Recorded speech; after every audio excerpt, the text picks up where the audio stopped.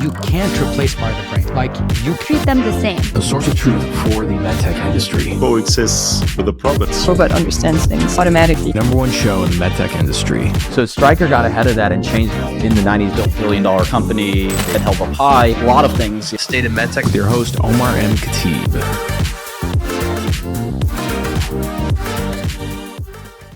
What's going on, everybody? Welcome back to the show. I am so excited for today's episode. I want to tell you a little bit about our guest. So our guest today does not come from our industry, but you're going to learn a lot from him and you're going to be definitely entertained. I consume a lot of content. I'm on Twitter, I'm on Instagram, I'm on LinkedIn, and it's very rare that somebody creates content that's so good that not only am I going out of my way to grab the link and send it to people, but I've actually gone back in time because I'm like, man, that one post was so funny. Let me go find it again. And that's Jack Kuveke. He is a startup fundraising coach and a parody writer, a humorist, comedian on LinkedIn. And most importantly is that he points out the absolutely stupid, moronic behavior we see in the venture capital and startup world. And the best part is that he pretty much has this, I'd say, magical talent of literally writing the thing that everybody is thinking, but we just haven't found a witty, humorous way to say it. And so, Jack, thank you so much for coming on the show. How are you doing today? I'm doing great. Somehow I make money being an asshole online, which is my dream. So things are going quite well. Every day is a little bit of figuring out how do I break out of having to basically have a real business, and then I can eventually just be like only an idiot for money. But so far, I still have to have a business and be an idiot to drive people into my business. But overall, I can't complain. Shit's good. Oh, totally. I think one thing, you should do that Japanese like ikigai, like overlap of like what exactly, you have going on in your life. Real quick for the people who are listening, something I do recommend because it is it's a great newsletter. It's hilarious and you get a lot of value out of it. Go to Jack's website, Jabroni, capital Jabroni, capital.com and sign up for his newsletter. It's fantastic. Jack, before we jump into, I have some of your posts, some of my favorite ones I want to pull up. And we got some great for the startup founders who are pitching and things that they can avoid so that they don't become part of one of your shit posts on LinkedIn. But maybe a quick 1 minute bio, like who is Jack Kuveke? What's your background and what led you to today? Yeah, so I originally wanted to be a comedy writer, and then I built Minecraft servers in high school that got a couple million players. And I started making 10 or 20 grand a month off the internet. And I was like, oh, I guess I'll do this. I can make money online and not go to college. That failed, had to go to college, ended up in college joining the first gaming cryptocurrency, and had this really crazy experience when I was 19 and 20, where I raised the largest cryptocurrency ICO in the world out of my dorm room. We raised $53 million. I dropped out of college, moved to Belgrade, Serbia to help run a team of 150 people. It blew up in my face. I came back to the States. I led a coup while I was over working for this crypto. Came back to the States, a sadder, poorer version of myself, 21 years old, no college degree, crypto's in the shitter, and ended up finagling my way into a startup accelerator where I ran a program for a company called Antler, recruited a couple hundred founders and helped invest in a couple dozen companies. And then was like, I hate VC, went and became a startup founder, raised a couple $1 million. And then over the last couple of years, I've built a business coaching startup founders on how to raise money, and I've helped early stage startup founders raise over $100 million to date. That's amazing. And you still have that coaching business, correct? Yeah. So that's a primary where I fund myself. And then about 5 or 6 months ago, I did a shit post on LinkedIn announcing that I had a fake VC fund called Jabroni Capital, and it immediately went viral. And I was like, I guess I'll do this now. And so I basically just started saying all the things I would like yell at my friends like you on calls and just putting them on LinkedIn, and people really liked it and it's gotten really great engagement. So now I do this bi-weekly newsletter on Mondays and Thursdays where I make fun of whatever news and things are happening in tech. And then I just write complete satire, make fun of the whole thing, also giving you like a little bit of insight into what's going on. So I try and make it a little bit like The Daily Show. So I do that twice a week, write LinkedIn posts, and I use that as top of funnel for a fundraising coaching business where I help typically pre-seed and seed stage founders raise money. That's fantastic. That's fantastic. And by the way, I got to give you a compliment. What you're doing reminds me of, are you familiar with Scott Adams? No. Scott Adams is probably the world's most famous cartoonist. He's the founder of the Dilbert comic.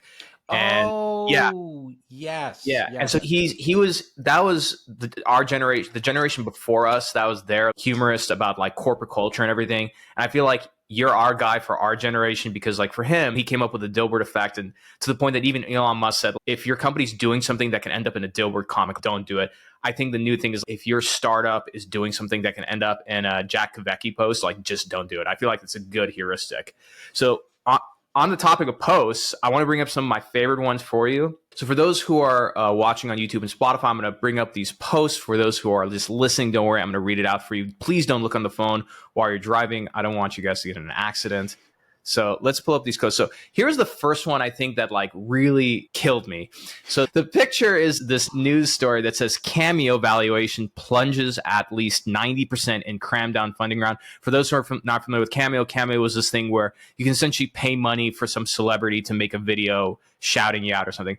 So Jack writes, my firm Jabroni Capital invested in Cameo at a $1 billion valuation because I was told paying Kesha $1,000 for a 30-second video was a $1 trillion idea. I'm already on thin ice with my LPs for investing in FTX, Celsius, and Volt. How am I supposed to explain my way out of this dumpster fire? Absolutely amazing. A couple more. Confession. I'm not sure what LLM stands for, even though Jabroni Capital has invested in 53 of them. I told my LPs I studied AI at Harvard after I completed a 2-day online certificate. Not sure how to get out of this hole I dug in. Anyone got any suggestions?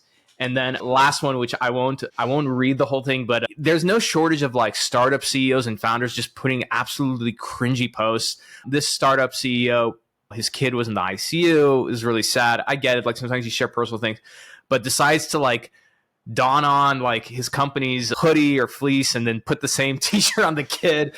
And so Jack decides to just screenshot this and say, when I read this LinkedIn post, I realized I should be grateful for my absent father because an absent father is undoubtedly better than a startup dad who's more cringe than my 7th grade ballet performance.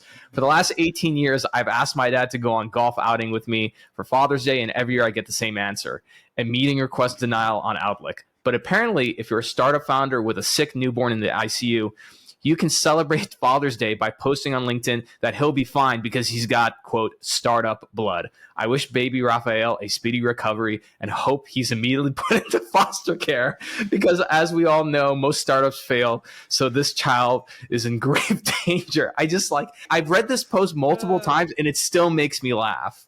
And last one, I won't read it because it's a meme. Your most viral meme was over 3,700 likes, a bunch of comments, a bunch of reposts, which is essentially what VCs used to be. So it's VCs then versus VCs now, just essentially juxtaposing that like VCs used to be like really like tough and like great at due diligence and everything. And now they're just like brain dead, like shit posters on Twitter. So anyways, let's stop there and let's get into the real nuts and bolts of this, which is like, what are the dumbest things startup CEOs doing? Oh, boy. This is a loaded question. Yeah, this is a loaded question. I think the first thing that really messes me up, there's a couple things. One is the people that claim that we're building a family at a company. Your company is not a family. There's nothing more cringe than that. The problem with today's startup culture is that we're coming out of a period of complete inauthenticity. Like the last 10 or 20 years is like the Kardashians, right? That was the biggest thing. Everyone is being fake about who they are and what they do. And so there's a lot of startup founders that just like get online and talk about things that are completely inauthentic. And then it comes across as very cringe. And so anytime you're talking about like your company being a family, or going online and talking about like how you have this really strict policy to like manage employees. The reality is just no one really cares about what you do, and you just look like a pompous dick, regardless of however preachy you get. So I think it's first try to be preachy as a startup founder, especially when most of the time startups are like subsidized by venture capital dollars and they're not real businesses. So when you're going around telling people like this is how to operate a business, but you make $22,000 a year and have 15 employees, that's a really bad look. Because there's people like your dad's friends started gravel businesses, made millions of dollars a year, is like moving gravel or like doing a refrigeration company and taking zero outside dollars. Meanwhile, like some 30-year-old dork is getting on Twitter being like, this is how to manage employees. And his company is in crippling debt to venture capitalists and couldn't possibly be profitable even if they tried. So I think everything basically just stems from like the preachiness of startup founders is like my first, I can't get out of it. And then the second thing is acting like VCs are smart. That's my second thing that really frustrates me with startup founders. There are plenty of smart VCs, but like any industry, most people in the industry are dumb.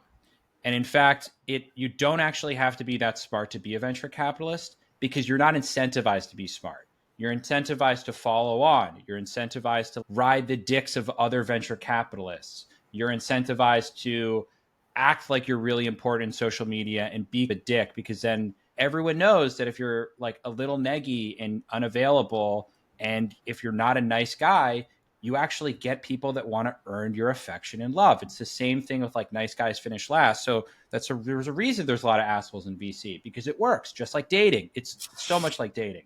And so Yeah, it anytime totally is. founders act like VCs are like geniuses and have something like their advice is like a godsend, I'm like, you're screwed. There's no hope for you. You'll never survive. I completely agree. And I think part of this is just like this pandering to like the people who have money. But again, I agree with you. It's just like dating. The guys who, there was a period in my life where I was young, I was single, I was dating. And then I realized I'm like, there has to be a better way. So I actually studied like how to date, how to pick up and everything. And a lot of it relates to sales, which is don't be needy.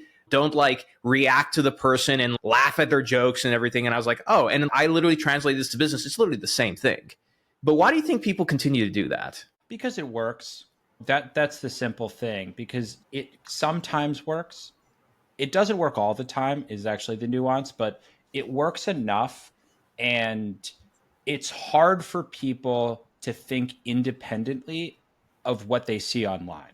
And that's the main issue. A good example is I was at a train station a couple of years ago, and trains just weren't coming to this platform, and there were thousands of people on the platform.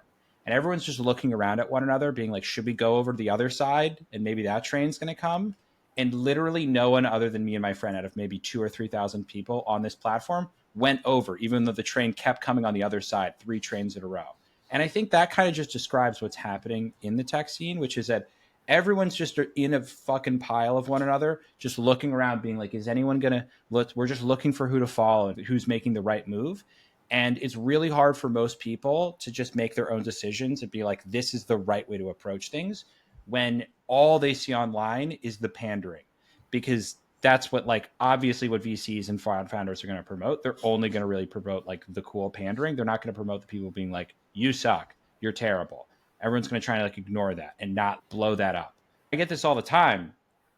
My posts would be way more popular if people could like it anonymously. I get hundreds of messages a month being like, I love your shit, but I can't possibly like it or comment on it because I'll lose my job or I won't be able to raise money. And that's sad. I agree. I don't think LinkedIn will ever do it, but Twitter rolled it out. I feel like it'd be a great feature to be able to like posts anonymously, where only the person who's creating the content can see who actually likes it, and that's it. But you're absolutely right. And some of your posts, I see it and I'm like, oh, this one only got 50 likes. I was like, but I bet the impressions are through the roof on it. Oh yeah. And that's a tough thing with LinkedIn and why I want to actually break out of the platform. It's been a really great place to build a base because really no one's doing what I'm doing, but it's really hard to get mega posts because a lot of my best posts are stuff that like the things I like the most are never the most popular. Like I did this one post where I said the allegations that I fed my maid to a shark in my 1 million gallon fish tank are untrue. And frankly, they're damaging. And in honor of Juanita's memory, I've donated $6,000 to her favorite charity, Christians Against Same-Sex Bathrooms or something. And that did not perform well. It's my favorite thing I've ever written because it's just... It's so on the nose. It's never going to go. True. And it's so true. And I will say, I'm going to make a little bit of a prediction. I always felt it's definitely different. So I want to tailor this because I don't want to get a bunch of messages saying, oh, that's crazy. But I always felt that one of the biggest opportunities is for some, if you look at, you're familiar with Barstool Sports? Yes. brilliant. And partly Dave Portnoy, the way they've done it, and they essentially built a brand where they allowed the personalities to run the show and everything. And I feel like Jabroni Capital and you in some way are going to have some kind of a niche of the barstool, more or less, of, let's say, startups or business, because it's so entertaining and refreshing. And you learn from it too, because somebody needs to push against the grain and say, yeah, this is like really dumb behavior. And because we constantly see it, as much as I rail on my industry, they don't do the dumb stuff that I see like in the tech side, and especially like this new thing of like CEOs making as if like their job is so difficult. Oh, they're bearing the cross. And I know. I'm like, have you heard of coal miners? I was like, I see people picking up garbage in New York City. That job sucks. Like, you at a desk tweeting all day, and I've worked for people too. Like, these are the most exhausting people that just block out their calendar. They're like, look at all the blue blocks I have on my calendar. I'm busy. And it's just this endless like blocking. I could go into most startup CEOs' calendar and delete 80% of their meetings and 80% of their blocks. And then I'd be like, see, you actually have 2 hours of meeting this week, not 43 or whatever it is, because they're just filling up the void of effort and time to look like they're busy. No one's doing that much. And no one has to do that much. The amount of times I've worked for people and they've been like, I have to wake up every morning and I want you to send me the 200 leads that you're going to reach out to. And I'm like, what does that do for you? Because the output will not change. You're only going to feel you have something to review. It's 20 minutes to fill up in your morning. And then 7 a.m., I'm reviewing Jack's list. And then by lunch, I'm going to review the list of people he reached out to. And then at the 3 p.m., I'm going to have another meeting to review the list of the people that reached out to and then responded. And I'm like, it's all fake shit. What are we doing here? It's not real. yeah, no, I completely agree. And there's something to be said. I feel like this kind of behavior, I wonder if you see it on your side as well. In my industry, in the medtech side, I feel like this is even worse when you see somebody, it's usually a CEO who was successful in one of the big corporations, like at a Medtronic, Johnson and everything. And then they come in the startup world because they're like, oh, I love innovation and everything. And then they try and bring that corporate structure into that world. And it just does not work. It just makes everybody miserable. Because like running a startup is hard enough, but to run a startup with these constraints and these rules and all this weird stuff, it just makes no sense. I have a couple clients that are older, seasoned businessmen, and they're great people, and I think they're going to be successful. But I remember I was riding in the car for a weekend trip with some friends, and I had to take the meeting in the car. And at the end of the call, they were like, you said, yeah, that's right, maybe 700 times on the call. And I was like, I didn't want to. I tried in the beginning to be like, hey, we don't have to do this meeting. Let's focus on something else. But they wanted me to just like nitpick their pitch deck, every detail, and be like, should I say this and more, or this is more? And I'd be like, guys, I was like, yeah, that's, and it was just what they're like. And then I'd be like, the second I'd be like, hey, I'm not sure this is necessary. This is our business on the line. And I was like, okay, you're paying me a lot an hour. I'll do it. But this is a tremendous waste of time. And it's typically the older folks that do this. Let me ask you this. I look at a lot of startup pitch decks and I have my own thoughts on the most dumb stuff I commonly see. But like for you, what are like 2 or 3 of the most common mistakes that you see in startup pitch decks? Because I feel like, I don't know, there's just so much bad out there, but I feel like there's 2 or 3 common ones that just keep being repeated. What are those for you? Word vomit. Oh, all in more. One, disruptive, revolutionary. And what I want to say to these people is, if your thing was so revolutionary, people would be paying you. So every time you overhype your product with adjectives that are complete nonsense, you make yourself look like a fool. Because if you're making $4,000 a month and you're like, this is the most revolutionary product of all time, I'm going to go, oh, why aren't you making $100 million a month? ChatGPT launched and they made fucking $50 million in the first month because it was revolutionary. So when you say like your random SaaS tool that's nonsense and use all these buzzwords to describe it, it just kills the punchline. And like most pitch decks could you say the same thing in 1/10 to 1/4 of the words. And like most of the pitch decks that I work on end up being like 200 words or less, because you don't need that much. You can just say things in 5-6 words per slide to be like, we make money through X and then we charge B via Y. We have 40 customers onboarded every day, $500,000. Like that says the same thing instead of all the bullshit that you would put into a normal pitch deck. So that's number one. And then I think number two, and I harp on this all the time, they don't use narrative. They just say, this is a problem our problem we're solving. This is our solution. And what I've heard from hundreds of VCs and investors now is most people's problem, like most people are aware of the market, right? They spend so much time trying to explain why the market's a really big opportunity. Most investors that are going to give you money already are aware of the opportunity. They have theses on markets. They don't just make a random investment. 99% of the time, they don't make a random investment just in something that like, wow, you really won me over. This is a big market. They're already trying to make an investment in the market. And so my problem with it is they come in and say, here's the problem, here's the solution. They spend all this time talking about the market.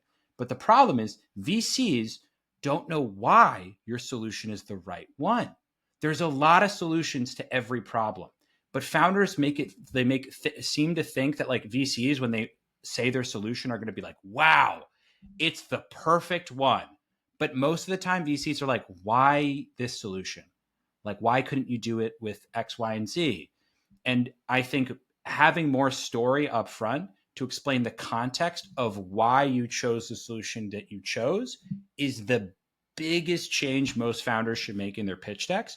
Because when you finally introduce your solution after giving the right amount of upfront context, the VC will go, oh, that makes a lot of sense why you're doing that. Because the other ways are too expensive, or you can't get as much distribution, or it's just like this is a low fidelity way to get like 1 million users, and then you can transition to a new product.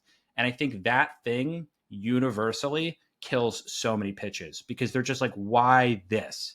That's not often talked about. No, I completely agree. And it makes a lot of sense too. I feel like most of these companies, if not all of them, I think you'd appreciate that all these companies are PowerPoint companies. They're not Excel companies. Excel being like, or a spreadsheet company, like you have money, you have a balance sheet, you can look at it and be like, yeah, here's why the numbers work out.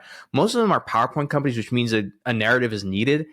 And it feels like having the right narrative at the beginning generates a lot of persuasive momentum. So when you get to the point of here's the problem, here's the solution in the market, it actually makes sense versus they do it usually the other way around. And then by that time, the VC's just like poking holes in things. If I'm a doctor building some med tech device, and I'm an idiot, so bear with me. But if I'm a doctor, I was like, hi, I was a pediatrician for 25 years, and I noticed this problem.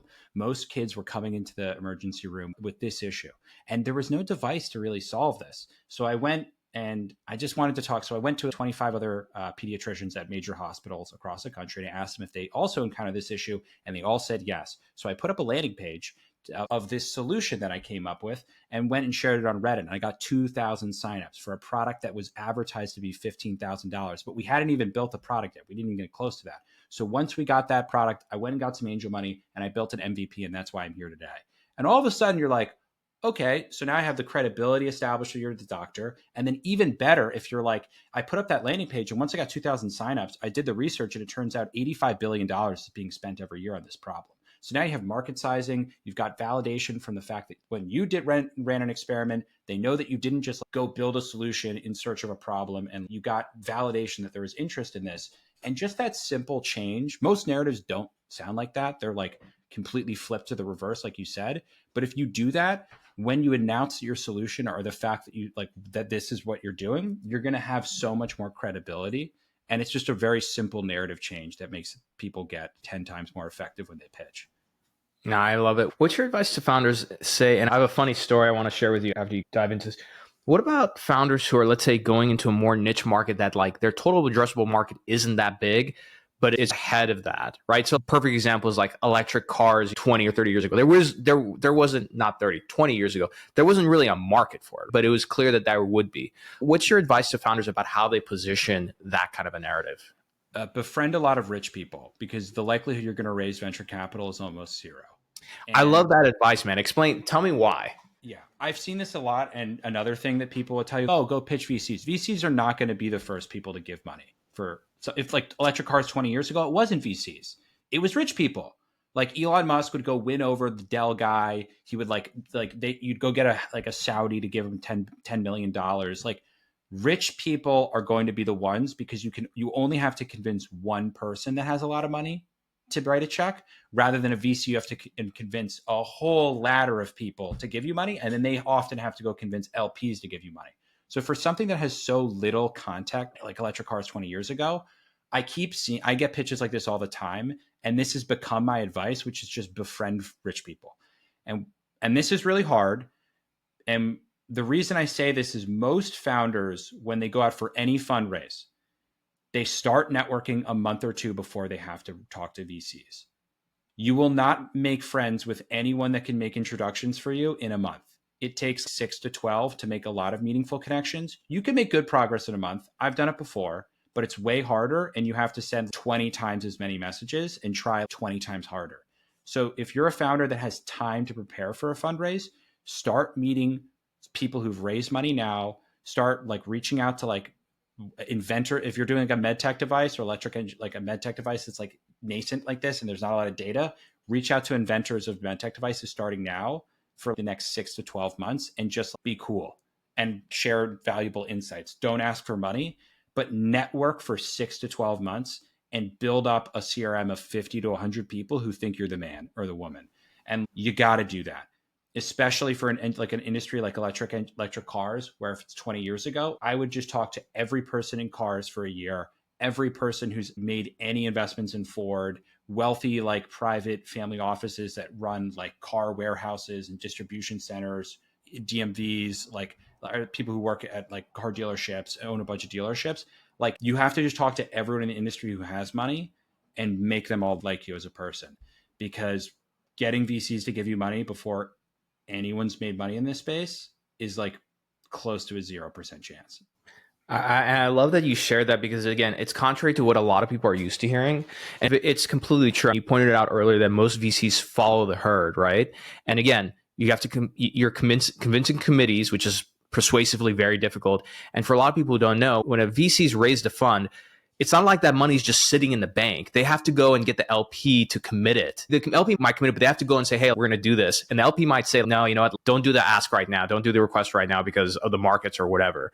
And I think you're absolutely right, Jack, in the sense that, again, just like dating or building a relationship, this can't happen like overnight and that quickly. And I think that one of the best things that founders can do is be more founder-led. So it's, okay, you really believe in this problem and your product, et cetera. You have to spend time online, like talking about it, commenting, etc., which is the work that most people don't want to do. They want to get in a room and do like a fancy pitch and then that be it. But it's so often not the case.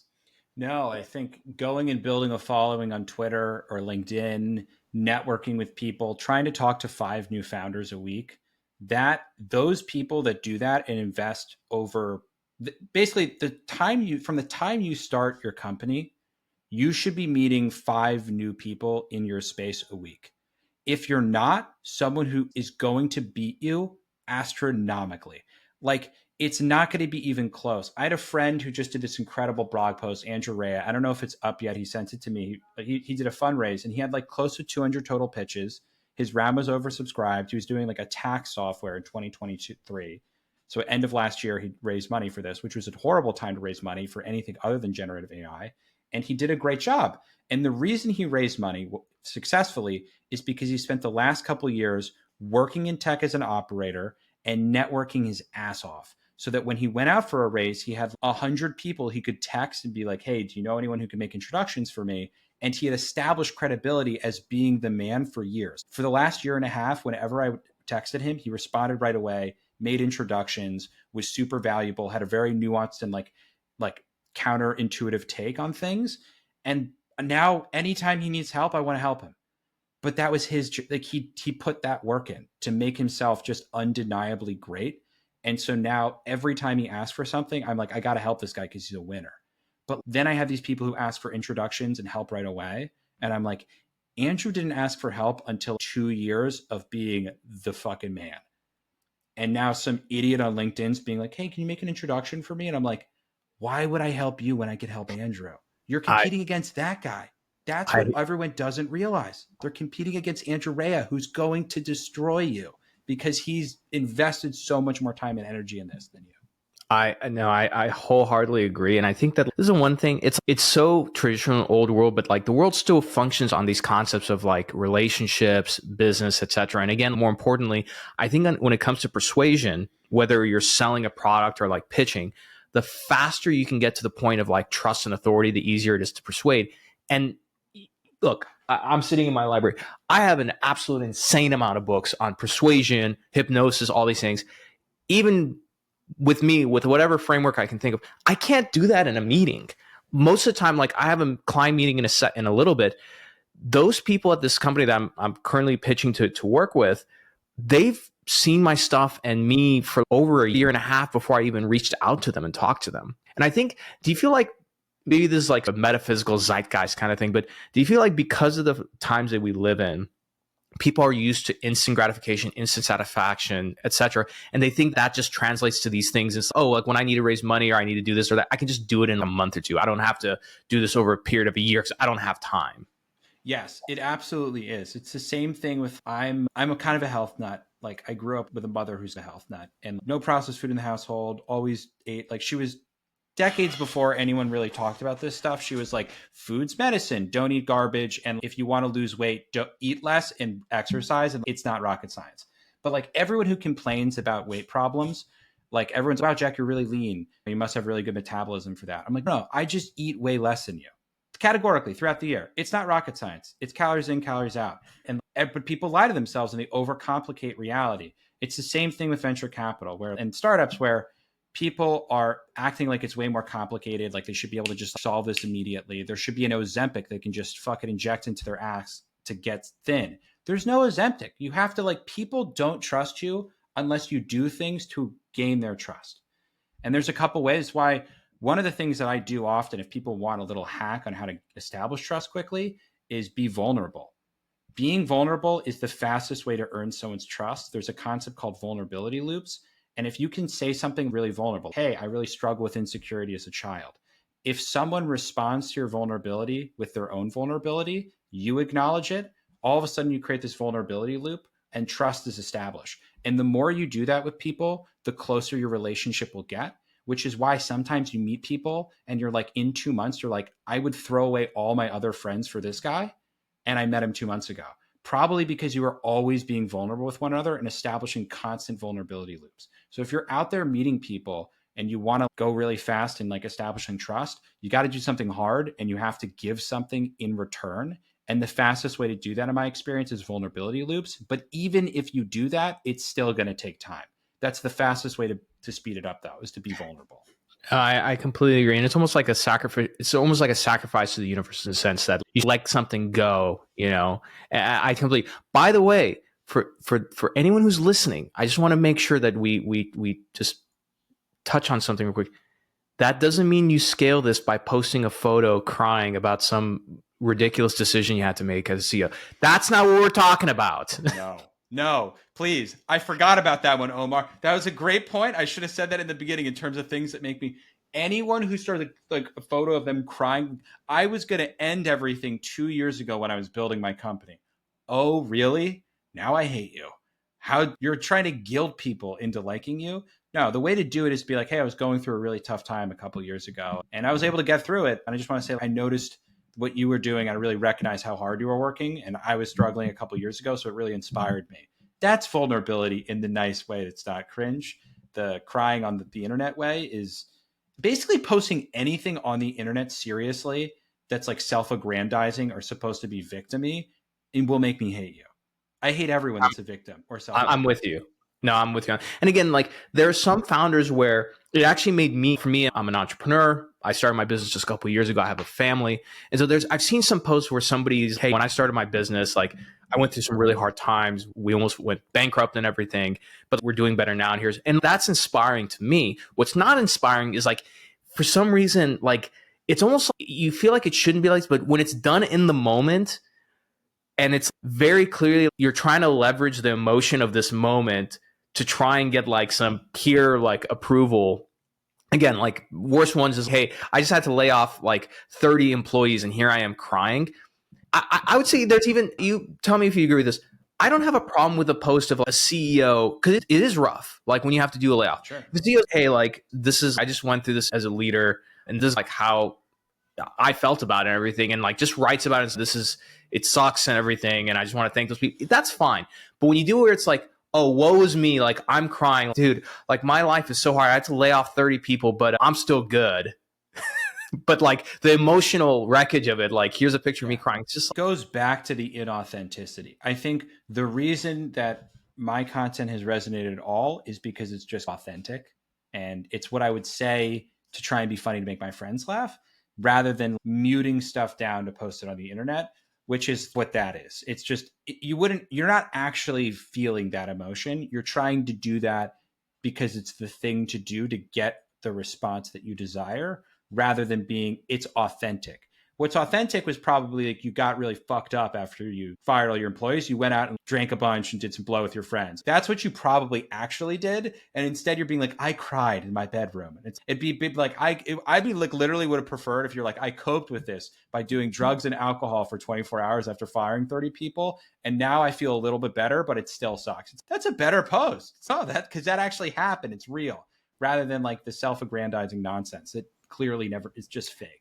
100%. And something I want to pull up, one of your other posts, which again, this is a great reminder to founders, because again, founders, they're like the worst. Like if you thought of like the cringiest, worst salesperson in the world, it would be most founders, because a lot of their behavior is just so selfish. And so you post this one that says, this is the correct way to handle LinkedIn DMs when people are trying to sell you something. And somebody sent you a message, said, hi, Jack. Just checking in to see if you got my message above. All right. So again, the most low value sales message of all time is, hey, circling back or blah, blah. It's just very selfish. And he said, I did, not interested. Best of luck. And this person replied back, not a problem, purely for feedback purposes. Would you mind me asking why? Again, low yield. No, there's literally no value to it. And your response is perfect. It's like, because I'm already extraordinarily rich. And I feel like that this kind of goes to the main, I think, like the theme of this interview, which is there is no money in easy things. And if you want to get like the highest leverage relationships and outcomes, there's no shortcut to that.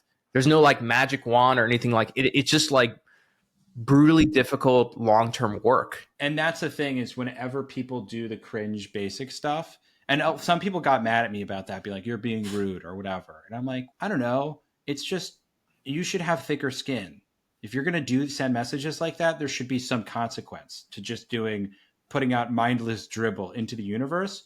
That's a consequence of what's happening. And also, I'm not trying to be mean when I do that. I'm like, that's a hilarious thing to say. Yeah, it is a hilarious That's thing. just very funny. But Jack, maybe we have to be. I think that on one side, I like the times we're in because I think people are a lot more conscious and mindful of other people. I'm very pro being nice to people, but at the same time, the pendulum has swung too far, and everyone's like a unique little snowflake. And I think that a lot of like bad behavior and like just like low yield, mediocre stuff just gets by. Like perfect example, I was signing up for a gym locally here. I was talking to a guy, this kid was clearly like 19 or 20 years old. And he was so clueless on the call. I stopped him multiple times and I had to call him out. I'm like, do you know what you just told me? Like, and he was shocked because I don't think anybody's ever called him out like that. But that embarrassment and pain probably made this guy reconsider and hopefully improve a little bit. Otherwise, this behavior just keeps being perpetuated. That's why, Jack, at the end of the day, you're doing God's work, man. I appreciate it. The last thing I'll say here is on that point, I believe that all extreme ideologies, righteous ideologies. So if you take like just politically, let's use politics as an example, extremely woke people or extremely Republican people. Both of these groups of people tend to have the worst people in the world. I live in New York City. Most people tend to be on the woker side. The most extreme woke people are morally the worst people. They are the ones that are the most likely to cheat on all their partners, be completely ungrateful up to everything, not lift a finger. Like I went on I'm thinking of specific people that like the most triggered woke people on a recent trip I went on were the most unhelpful. They just yelled about everything. They were not generous. They didn't lift a finger to clean a single dish. And they were just like nasty. And I find that people who live behind ideologies use it as an excuse to be a bad person morally. But they're like, but I believe the right, nice things. I'm the most woke, the right person. But I'm like, yeah, but you're not going to be generous, be helpful, be kind, be open-minded. So you're doing all things that from like a foundational level make you a horrible person, but you believe the in-group thing and you're assuming that's what makes being a good person. But that's not what being a good person's about. Being a good person is like the foundational things of humanity, not like what you believe outwardly that other people agree with. And that's not just politics, that applies to everything. And it's not any side of politics or any side of thing. It's anyone who believes anything righteously is a horrible person 9 times out of 10. No, I agree. And a lot of times, and we see this again, we see this a lot in the startup founder world based on the mission and what they're trying to do and everything, which is it's just a position of leverage and power is really what it boils down to. It's not anything like righteous or anything like that. Jack, as we like wrap things up, and again, I definitely want to have you back on the show, but just maybe to position it in a different way. But what are some of the best examples of like great, what do you want to call it, startup pitches or founders, like things that were remarkable in your eyes in terms of what you've seen like a CEO or founder did, where you're like, more people should do that? You mentioned that one gentleman. I'm wondering if anything else comes to mind. That's a great question. Yeah, so I think people like Andrew Rea is a great founder to check out. And just like how he behaves online, I think having strong opinions, the things I like about founders, having strong opinions that are different, that are like contrarian views. Everyone talks about contrarian views, but no one actually has them. So I would think about, what is your perspective on the world that's different than other people, that's very valuable and interesting. Like, you will make enemies sharing contrarian opinions, but it's the only way to stand out from the crowd. If everyone likes what you're doing, you're unsuccessful. Like, you have to get people not to like you. So I think have actual contrarian beliefs, share the things that like other people disagree with. And then I think foundationally, people who are able to get momentum with no money. So if they're able to hustle their way into going viral, or get someone to write an article about them or their company, or get on a big podcast when they shouldn't, those are things that, like, if you're able to do things like that and hustle your way into positions that you otherwise shouldn't be in, those people tend to be the most successful startup founders. And they're able to, like, again, build credibility and climb the social ladder quicker than others. What else? And I think lastly, from like a fundraising perspective, how can you be cool and fun to be around quickly? Like, when I was fundraising, I used to join calls and be like, hey, we're Huddle and we're a metal band out of Des Moines, Iowa. And we'd have a wall of guitars behind us. And instantly VCs would be like, what's going on here? And then we'd be like, just kidding. We're Huddle. We've got this dumb company we're going to tell you about. But it would bring the energy down to like fun and playful, so that for the rest of the call, these people are like, hey, man, I'm going to keep it real with you. I didn't like that part of your business, or I have concerns about this. And so we were able to have a much more human interaction, because we were just like authentic and silly and goofy or whatever, that's authentic to us. But it's like, how can you bring people down to your level and get away from this like tense, like, I have to get money out of them mentality, and more into I'm just a cool guy telling you about something. You're either in or you're out. No worries if not. How do you get closer to that energy? And the founders that can convey that energy of just like non-desperation, just like you're the hot girl or guy at a party. If you can get to being that hot girl or guy at a party energy, you're going to crush it just across the board. People are going to want to work for you. People are going to want to give you money. Customers are going to love you. And however you can manifest that energy, just work on that, because No, I completely agree, man. Jack, look, thanks for coming on the show. I want to remind our listeners, go to jabronicapital.com, sign up for the newsletter. And also, I think you have a pitch deck roast on there. So that's where people can like actually submit their deck for some feedback. Sure. Okay, perfect. By the way, just so people know, like, again, Jack writes a lot of parodies. So like the first question on this type form is like, welcome to Jabroni Capital. Use this form to pitch your company for an investment. We will inevitably ghost you and forward your deck to a competitor. They will not do that. But just so you know, so if you're a startup founder, take Jack up on that, and I think you'll get a lot of great feedback. And then aside from LinkedIn, Jack, is there anywhere else that you want the audience to go and follow you on? Yeah, just Twitter, just the same handle, Jack Kuveke, Kuveke on Twitter. If you're interested, check it out. Man, this whole time I've been calling you Jack Kuveke. Listen, I'm an identical twin, so people have called my different names my entire life. So whatever, don't worry about it. The E shouldn't be there. It's not your fault. There's a silent E. It's dumb. Awesome, man. Jack, thank you so much for coming on the show. I want to remind the listeners again, go to jabronicapital.com, sign up for the newsletter, and we'll see you all next time. Thanks for checking out this episode. If you want to do me a big favor and join so many other people who have helped grow this podcast, take a second and look below. If you're on Apple, give us 5 stars and write a short review. If you're on Spotify, just give us 5 stars. And if you're on YouTube, hit the like button. And most importantly, if you can, subscribe. We release so many different episodes that you may miss. Be sure to subscribe and turn your notifications on. You get extra points with me if you subscribe across all 3 channels. Thank you so much. And if you felt like this episode helped you, send this to somebody who'd really enjoy and appreciate it. Share and spread the love. We'll see you all next time.